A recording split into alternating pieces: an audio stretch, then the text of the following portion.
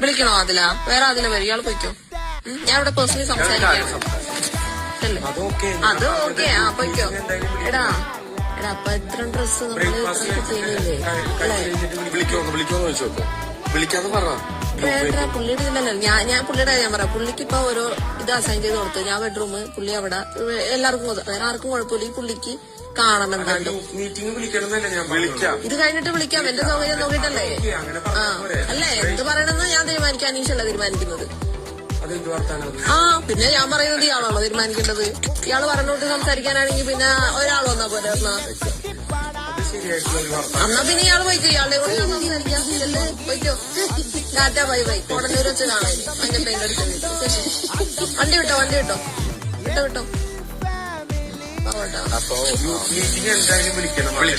സൗകര്യം ഉണ്ടെങ്കിൽ വിളിക്കാം. ബ്രേക്ക്ഫാസ്റ്റ് കഴിഞ്ഞിട്ട് വിളിക്കണം. ഇല്ല, ഞാൻ